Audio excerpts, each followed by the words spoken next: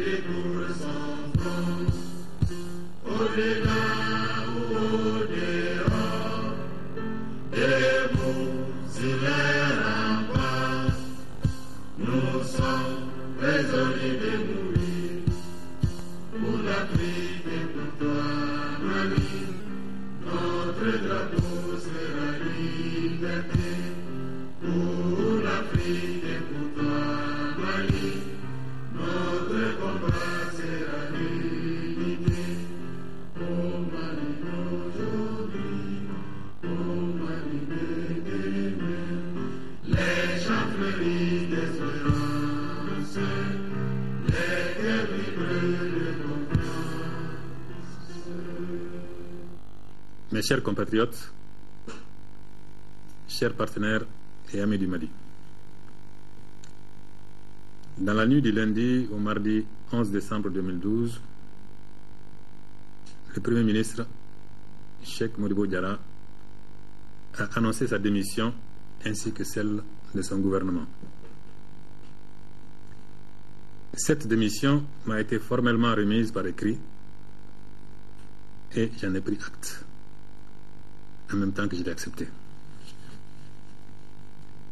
Je voudrais saluer ici Cheikh Modibo Diarra pour les services rendus à la nation, pour ses qualités d'homme, ainsi que pour notre collaboration. En ce qui me concerne, j'aurai tout entrepris pour éviter une crise ouverte au sommet entre le président et le Premier ministre. Parce que le seul objectif qui vaille, c'est le Mali. Et le seul sacrifice qui vaille, c'est le sacrifice consenti pour les intérêts supérieurs du Mali. Si la démission du gouvernement, à la suite de celle du Premier ministre, est une pratique orthodoxe en démocratie, je voudrais vous assurer sur la conscience aiguë que j'ai des urgences du pays et de vos attentes en raison du préoccupant enjeu de sécurité globale et de la nécessaire continuité dans la gestion des affaires publiques. Dans les 24 heures, le Mali connaîtra son nouveau Premier ministre et son gouvernement d'ici la fin de la semaine. Mes chers compatriotes, les événements que nous vivons impliquent forcément un nouveau report de la date des concertations nationales. Ces assises, dont nous ne pouvons pas faire l'économie, ont pour but, vous le savez, de mettre en dialogue les forces vives de notre nation pour dégager une vision partagée et un consensus sur les voies et moyens de sortie de crise. J'ai personnellement veillé à ce que, dans leur préparation, ces assises restent dans le cadre de la Constitution.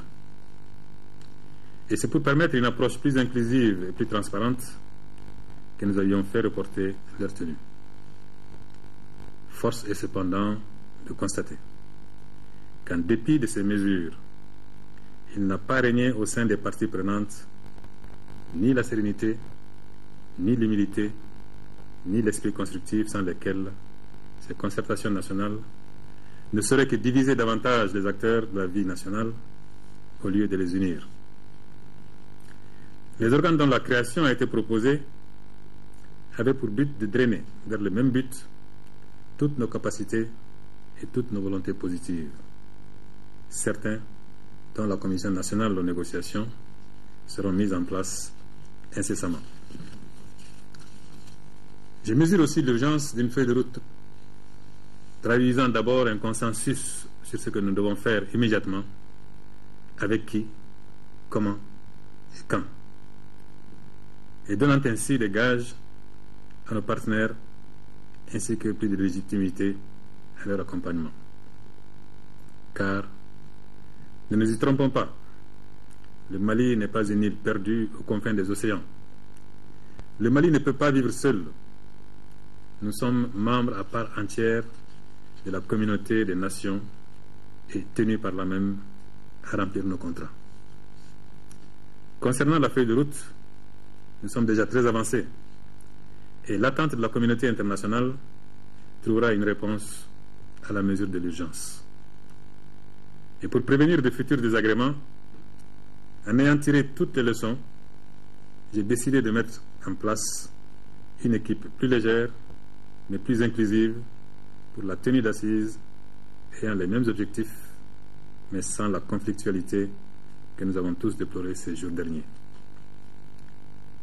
Chers partenaires et amis du Mali, je voudrais réaffirmer ici la pleine conscience des Maliennes et des Maliens de leur situation particulière et de leur responsabilité envers les autres peuples du monde et réitérer les requêtes que nous avons envoyées à la CEDEAO, à l'Union africaine, à l'Union européenne et aux Nations unies, de même que celles spécifiques envoyées à la France et aux États-Unis d'Amérique.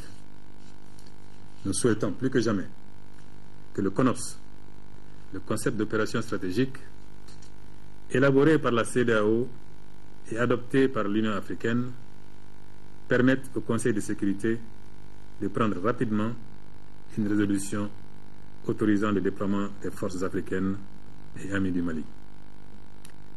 Je voudrais également réaffirmer notre ouverture au dialogue avec tous ceux qui, préalablement, renoncent à toute idée d'indépendance et d'autodétermination et à toute velléité d'atteinte à la laïcité de notre République. Mais chacun sait qu'il n'y a pas de dialogue possible avec le terrorisme, le crime organisé, les narcotrafiquants. C'est pourquoi le volet militaire pour la sortie de crise, parce qu'il est incontournable, doit être préparé avec autant de détermination et de célérité. Mes chers compatriotes, nous devons nous préoccuper de l'image que nous renvoyons aux autres. Nous sommes un pays en crise, certes. Je suis le président d'un pays en crise, certes. Vous êtes les citoyens d'un pays en crise, certes. Et de surcroît une crise multiforme et lourde de périls. Mais le Mali éternel doit demeurer. Parce que le sursaut est non seulement possible, mais impératif de notre part à tous et à toutes, le peuple et chacun des citoyens, l'armée et chaque soldat, les hommes, les femmes, les jeunes et les vieux. Si nous ne constituons pas dès aujourd'hui la chaîne sacrée de l'entente et de la cohésion, nous resterons seuls face à notre tragédie. Je voudrais vous rappeler ici ce que j'avais déclaré le 29 juillet dernier, et je cite: « Mes chers compatriotes, il y a un temps pour tout. Il y a un temps pour la politique politicienne, un temps pour les ambitions personnelles, pour les intérêts individuels et corporatistes, un temps pour les querelles partisanes. Mais aujourd'hui, c'est le temps de la mobilisation de toutes et de tous pour sauver notre pays en danger. C'est le temps du dépassement et de l'oubli de soi. Il s'agit de faire du Mali notre seule priorité. Il s'agit de ne plus perdre de temps dans des polémiques stériles. Il s'agit de focaliser sur l'essentiel, c'est-à-dire notre intégrité territoriale et notre démocratie. C'est que notre attachement à notre pays, à notre intégrité territoriale, à l'unité de la nation, nous commande aujourd'hui ce que les populations du Nord, nos compatriotes qui souffrent le martyre, ce que nos centaines de milliers de réfugiés et de déplacés nous demandent aujourd'hui, c'est d'être unis et solidaires devant l'adversité. Fin de citation. Alors, unissons-nous pour sauver notre patrie, unissons-nous pour préserver notre démocratie. Unissons-nous aussi derrière notre armée, qui, malgré les difficultés du moment et les hoquets de l'histoire, s'est résolument engagée à accompagner loyalement le pouvoir civil de transition dans l'accomplissement de sa mission. Mes chers compatriotes, je suis l'un de vous. Je suis parmi vous, à votre écoute et attentif à toute solution pour le Mali. Je n'ai pas la prétention d'être le berger et vous un troupeau.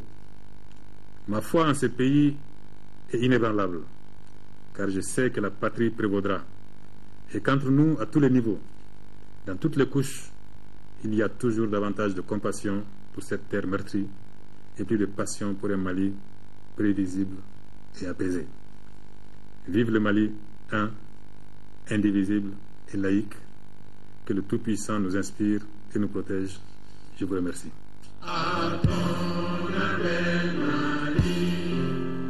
Pour ta prospérité, fidèle à ton destin, nous serons tous réunis. Un peuple, un but, une foi, pour une Afrique unie. Si l'ennemi découvre son front, au-delà ou au-dehors, debout sur les remparts, nous sommes résolus de mourir pour l'Afrique et pour toi, Mali. Notre drapeau sera liberté pour l'Afrique et pour toi, Mali. Notre combat sera l'unité. Oh Mali d'aujourd'hui, oh Mali de demain, les champs fleuris d'espérance, les cœurs vibrent de confiance. L'instant, le président de la République par intérim. Ce message de félicitations du président de la République par intérim à son homologue burkinabé à l'occasion de la fête nationale de son pays. Le professeur Dioncounda Traoré salue les efforts déployés par le président burkinabé en faveur de la paix dans la sous-région et en Afrique. Le président Traoré assure au président burkinabé sa constante disponibilité à œuvrer au renforcement des relations d'amitié et de fraternelle coopération existant entre le Burkina et le Mali. Cet autre message du président de la République par intérim, message de condoléances, cette fois-ci, message adressé au président de la République du Sénégal suite au décès de Serigne Cheikh Mansour Sy, calife général de la confrérie des Tidjanes. Le président Traoré, en cette douloureuse circonstance, présente ses condoléances au peuple sénégalais. Le Premier ministre démissionnaire Cheikh Modibo Diarra n'est ni arrêté ni en résidence surveillée. Les forces armées et de sécurité ont cependant le devoir d'assurer sa sécurité. Ce sont les propos du capitaine Amadou Aya Sanogo, le président du comité militaire de suivi de la réforme des forces armées et de sécurité, affirme par ailleurs ne pas du tout être contre une intervention extérieure pour libérer le nord du pays. Le capitaine Sanogo évoque ici les circonstances de la démission de Cheikh Modibo Diarra. Il est au micro de Yaya Konati. Ça n'a été qu'une suite logique à tout ce que nous avons prévu, bien sûr, pour la bonne marche de cette nation.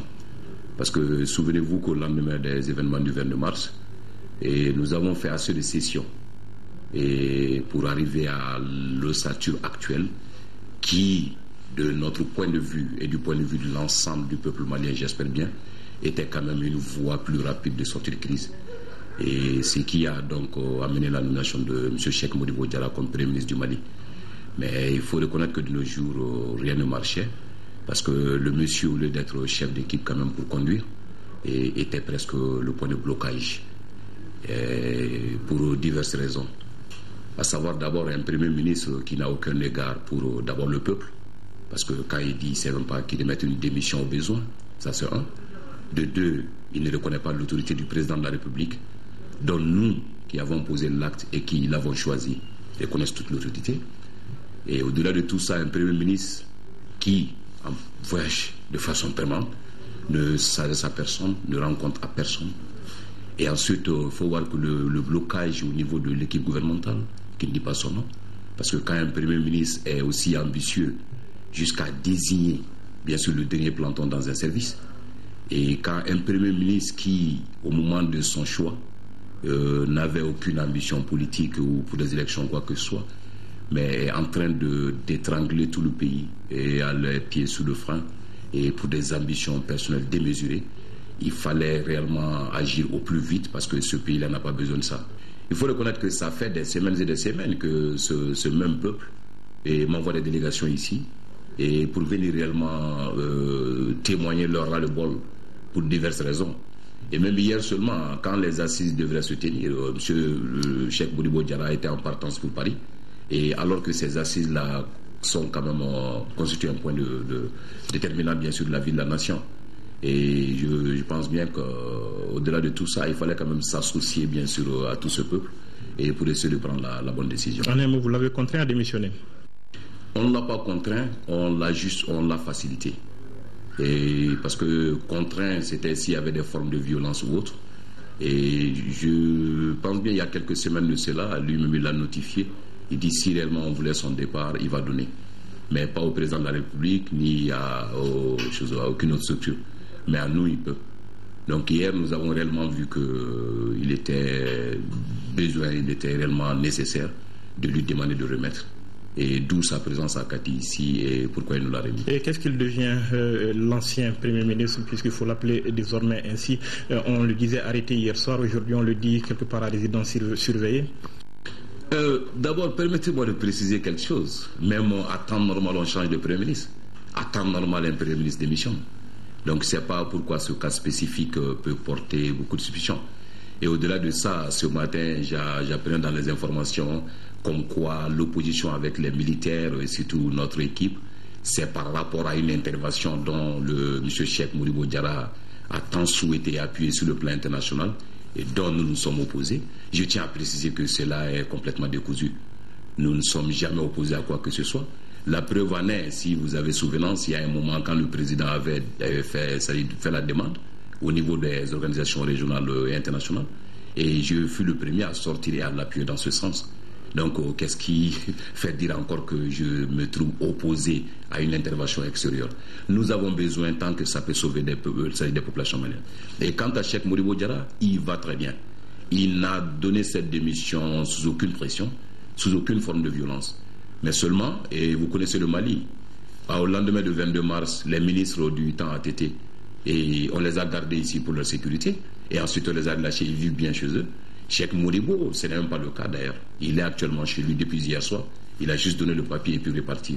Mais nous sommes dans l'obligation morale et de le protéger, ainsi bien que sa famille, parce qu'on est dans un pays où tout n'est pas que nous. On ne peut pas le laisser à son sort comme ça, surtout au lendemain de telle prise de décision. Cela, il va bien. Il n'est ni arrêté ni arrêté. Il n'est ni arrêté ni à résidence surveillée. Le temps que le nouveau Premier ministre soit nommé par son Excellence, M. le Président de la République par intérim, et il passe les consignes, et il sera libre de tous ses mouvements, comme tout autre ancien Premier ministre ou ministre du gouvernement ATT.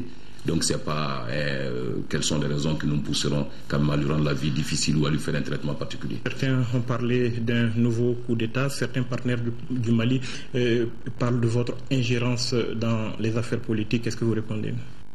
Non, c'est loin d'être un coup d'État. Ce n'est pas quelqu'un qui est démocratiquement élu. C'est un Premier ministre nommé.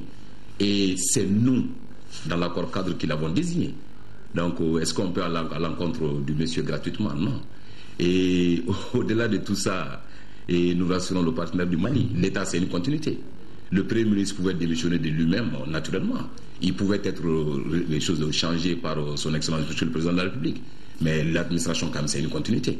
Donc, je pense que tout va bien et tout est acquis. Le nouveau Premier ministre rentrera bien sûr dans ses fonctions dès que le Président de la République le décidera.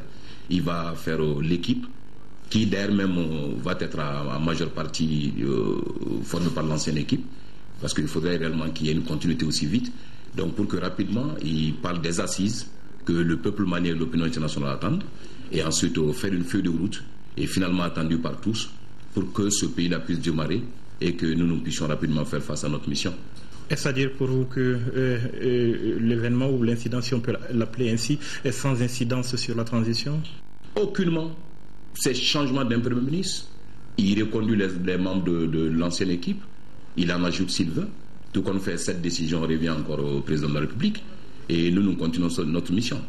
Parce que l'autre danger que je tenais réellement à préciser au-delà de ça, parce que quand un Premier ministre quand même est l'organisateur des marches de protestation, ou des marches, je ne sais pas de quelle nature dans une ville, quand un Premier ministre va jusqu'à payer les paisibles citoyens et pour sortir et pour sa cause, et pire, quand un Premier ministre arrive jusqu'à payer quand même des officiers, sous-officiers et puis militaires du rang des forces armées pour se lever et l'appuyer ou l'assister au cas où il devrait partir, je pense que là c'est dangereux.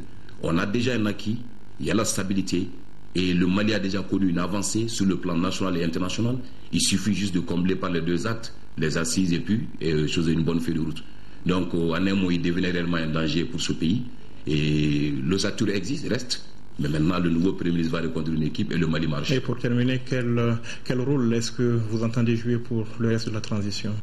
Le reste de la transition, vous savez, c'est par décret que je suis président du comité militaire de suivi des réformes des forces armées et de défense et de sécurité, bien sûr. Et ça a été créé par loi. Il a été nommé par décret du président de la République actuelle. Je m'occupe pleinement de mes fonctions, nous sommes en plein là-dessus. Mais même là aussi, je ne vous l'apprends pas, de mars à maintenant, depuis la nomination de ce Premier ministre, il n'a posé aucun acte.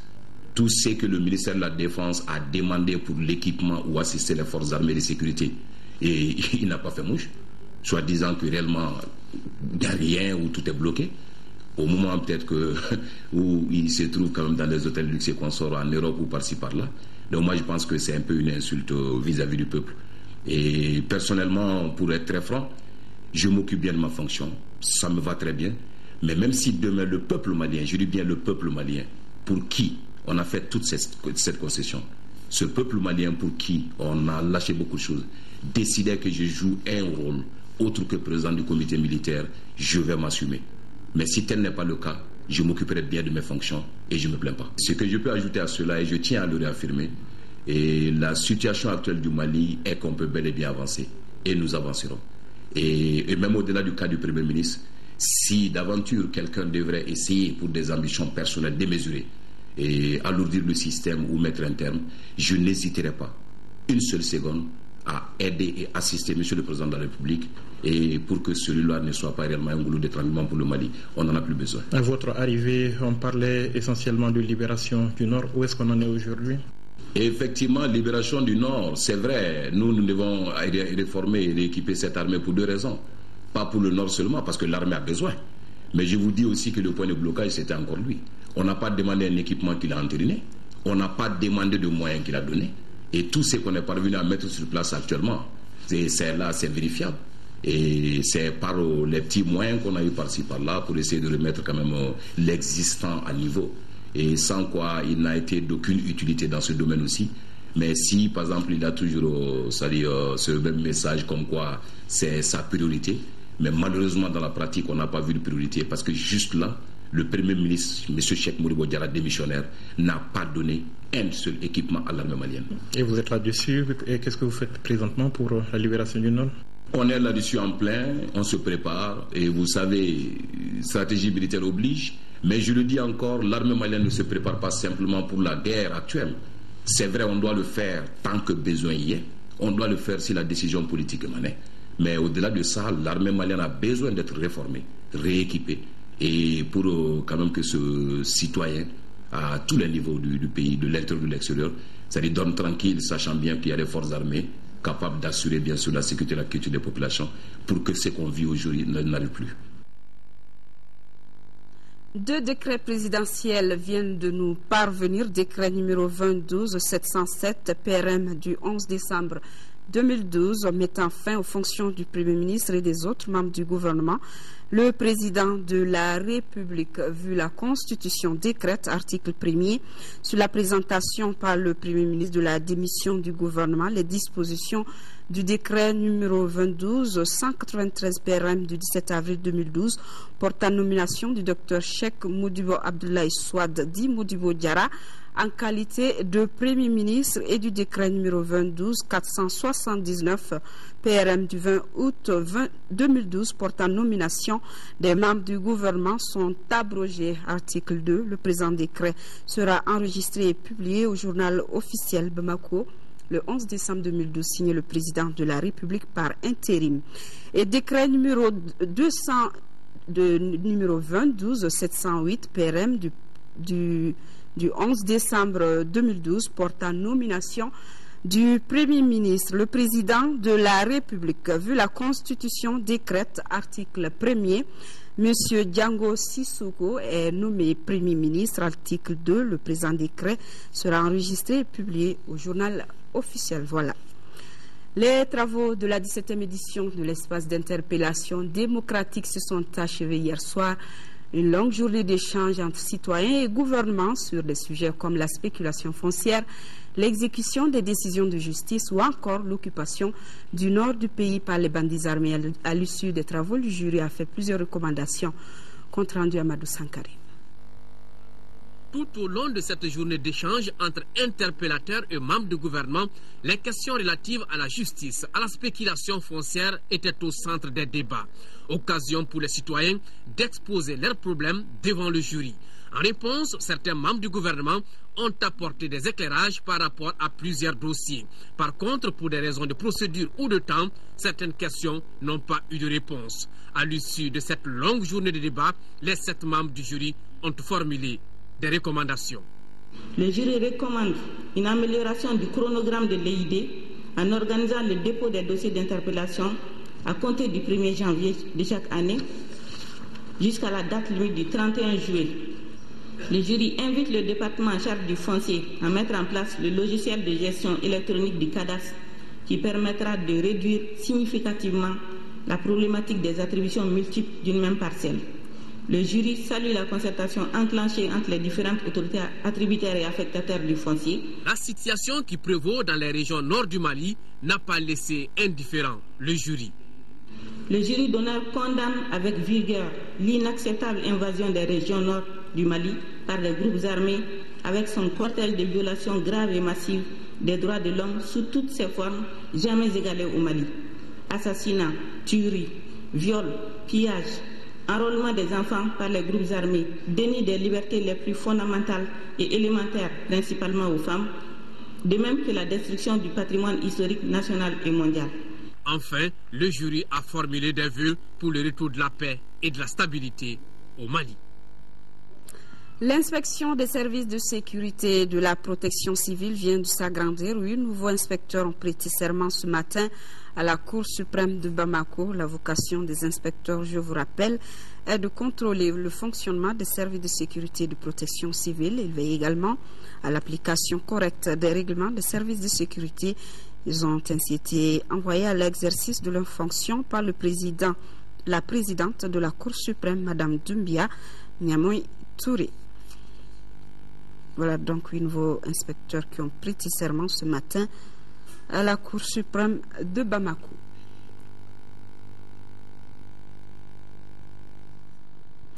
Septième session stratégique du ROCARE, réseau ouest et centrafricain de recherche en éducation.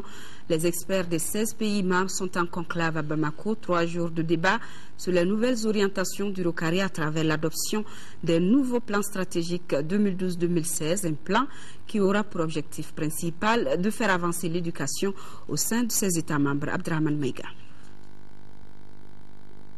3 jours pour faire avancer l'éducation dans 16 pays africains.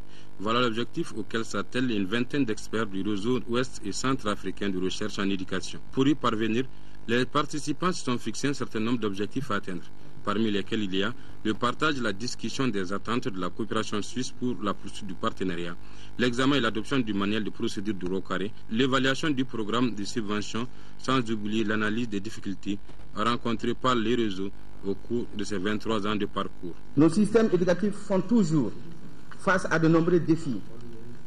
Défis d'accès, défis de maintien, défis de qualité, bref, défis d'existence en tant qu'outil de développement. À cet effet, je me permets de poser la question suivante.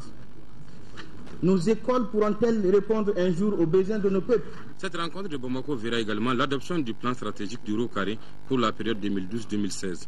Le présent plan stratégique repose, entre autres, le bilan prospectif de l'évaluation antérieure couvrant la période 2011-2013 et prend en compte les efforts déployés par le réseau en matière de recherche en éducation. Le réseau ouest et centrafricain de recherche en éducation ne se porte pas bien. Nous vous exhortons à plus d'esprit critique, sans partisanerie et sans complaisance, car seule une dynamisation des organes pourrait sortir le ROCARE de son état de récession. Les experts vont également mettre à profit la présente rencontre pour réfléchir sur d'autres sujets indispensables à l'atteinte des objectifs du ROCARE, notamment les problèmes de financement de la recherche, le retrait de certains partenaires et la qualité de ses prestations. 4e session du comité de pilotage du Centre national de promotion du volontariat, la validation du rapport d'activité 2012, celle des propositions pour la prolongation du projet de volontariat sont entre autres les points inscrits à l'ordre du jour. La création du Centre national de promotion du volontariat et le déploiement de 100 volontaires sont les résultats enregistrés à Galia Gadissa. Cette 4e session du comité de pilotage du Centre national de promotion du volontariat se fixe plusieurs objectifs. On peut entre autres noter la validation des rapports d'activité au titre de l'année 2012, l'examen et l'adoption du projet du volontariat au terme de la première phase, la consolidation du Centre national de promotion du volontariat. Quelques mois seulement après la réglementation du volontariat au Mali, beaucoup de réalisations ont été faites dans ce sens. Ce qui retient mon attention le plus et qui est très positif à mon avis, c'est ce déploiement d'une centaine de volontaires nationaux, tout profil confondu, santé, éducation, environnement, auprès de 72 structures d'accueil, dont à peu près 2 tiers de collectivités décentralisées. Le Mali, votre pays, à travers l'adoption des lois encadrant le volontariat national et l'opérationnalisation du Centre national de promotion du volontariat, appuie davantage cette approche qui permettra de pérenniser et d'asseoir les valeurs civiques et citoyennes au profit d'une jeunesse responsable. C'est pourquoi les autorités maliennes fondent beaucoup d'espoir dans la pérennisation des actions du volontariat au Mali. J'exhorte le personnel ici présent à poursuivre et à renforcer les activités visant à atteindre les objectifs suivants. La mobilisation des volontaires à travers des personnes qualifiées, hommes et femmes, en particulier les jeunes. Le renforcement des capacités de la société civile, des collectivités locales à travers des activités leur permettront de se prendre en charge. Et enfin, le renforcement de l'esprit du volontariat dans la société civile malienne. Des attentes qui seront sans nul doute comblées car le volontariat est fort ancré dans les traditions maliennes. Ce communiqué de la Commission de suivi du mécanisme de taxation des produits pétroliers sur la base des prix fournisseurs du mois de décembre 2012, les prix indicatifs plafond à la pompe des produits pétroliers en vigueur restent inchangés excepté le prix non subventionné du gaz butane. À titre de rappel, sont de supercarburants sans plomb 730, pétrole lampant 545, gaz oil 645, distillate diesel oil 647, fuel oil 455, jet à 1 libre. Il faut noter que le prix subventionné du kilogramme de gaz butane est de 584 francs CFA. Par conséquent, le prix de vente de la bouteille de 2,75 kg est de 1605 francs CFA et celui de la bouteille de 6 kg est de 3500 francs CFA. Quant au prix non subventionné du kilogramme, il est de 1136 francs CFA. L'actualité nationale en bref a été dominée par les activités de la campagne 2012 de lutte contre le VIH et le sida. À Mopti, à Bamako, on parle de conférence débat de l'ONG Coaching for Hope. Garibou Pérou nous résume le tout. En 5e région, dans la commune de Sio, la MPPF Action Mopti a fait don de fournitures scolaires et d'un chèque de 1 500 000 francs CFA à l'association des personnes vivant avec le VIH-Sida. Cette cérémonie de lancement de la campagne 2012 s'est achevée par une visite des stands de dépistage en présence des autorités locales. Toujours dans le cadre des activités du mois de décembre dédiées à la lutte contre le VIH-Sida, le Lions Club International Mali a organisé dimanche dernier une campagne de dépistage volontaire. Le club s'est rendu au complexe scolaire Mali Univers à Falédié en commune 6. Cette campagne vise à atteindre le slogan « Zéro nouvelle infection, zéro discrimination et zéro cas de décès ». Environ 500 000 francs CFA, c'est le montant que l'association Al-Oul Baïti vient de partager entre 12 orphelins. La cérémonie de remise a eu lieu samedi dernier à l'école Medersa Al-Oul Baïti à Korofinan. Ce geste vise ainsi à alléger les souffrances de ces enfants privés d'affection parentale. L'ONG Coaching for Hope, en collaboration avec la Fédération malienne des sports des personnes handicapées, a organisé une conférence sur le thème Jeunes leaders et leadership. L'objectif, selon le conférencier, est de développer les notions de leadership chez les jeunes. La conférence a regroupé les responsables d'ONG, les autorités scolaires et les élèves du établissement. Plus de 300 adhérents de 82 sociétés coopératives de la sous-préfecture de Néguéla, cercle de Kati, ont reçu une formation en méthode directe d'application des techniques agricoles, notamment la récolte du coton.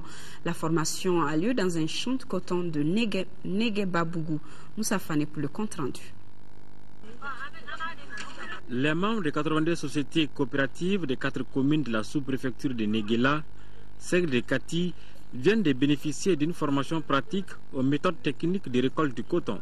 Objectif, appliquer les procédures techniques agricoles du coton. Pour la circonstance, le champ choisi est celui de Tiassé Koulibaly du village de Négué-Babougou.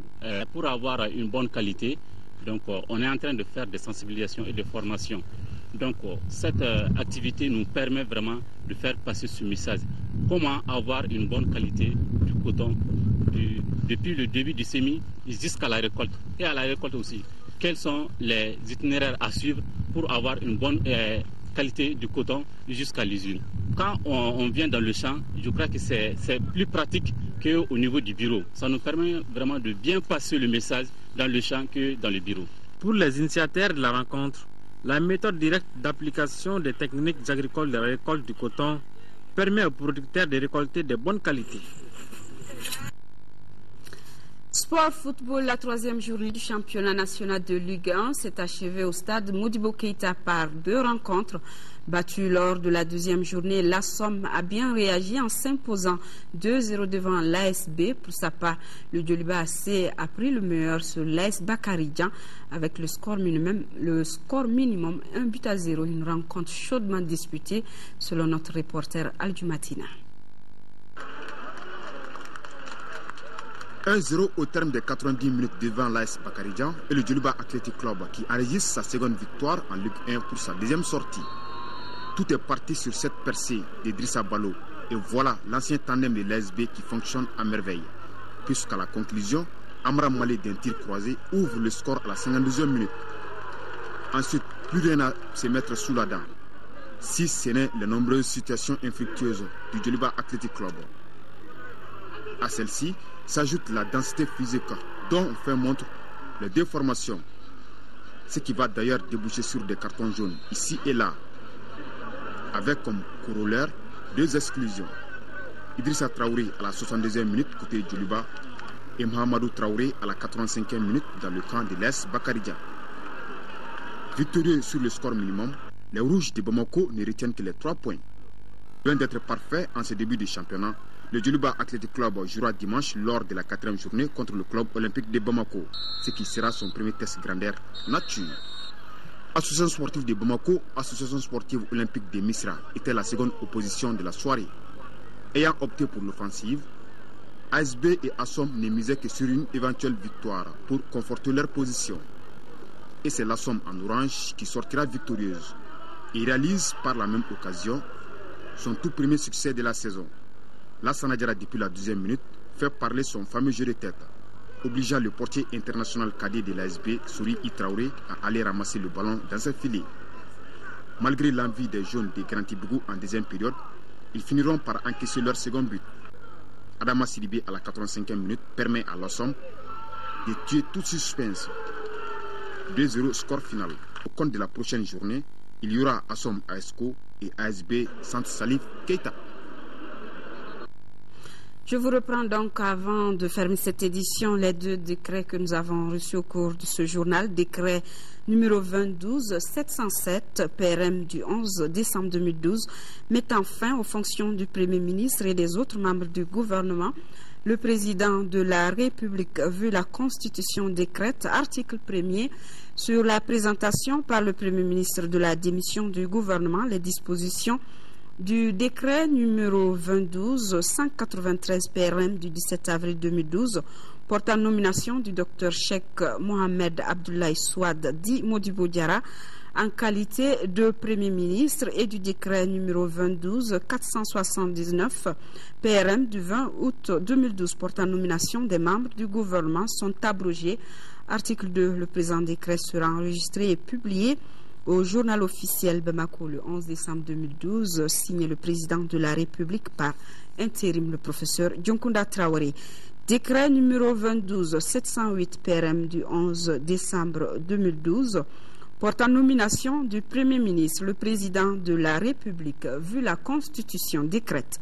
Article 1er, M. Django Sissoko est nommé Premier ministre. Article 2, le présent décret sera enregistré et publié au journal officiel Bamako le 11 décembre 2012, signé le président de la République par intérim, professeur Dionkunda Traoré. Nos programmes se poursuivent avec dans quelques instants le journal télévisé des formations, une présentation de Mohamed Touré. Demain 10h et 13h vous seront présentés par Ndeye Sissoko. Je serai là si tout va bien pour les éditions du soir. Ayons une pensée profonde pour nos parents des régions occupées. Merci et bonsoir à tous.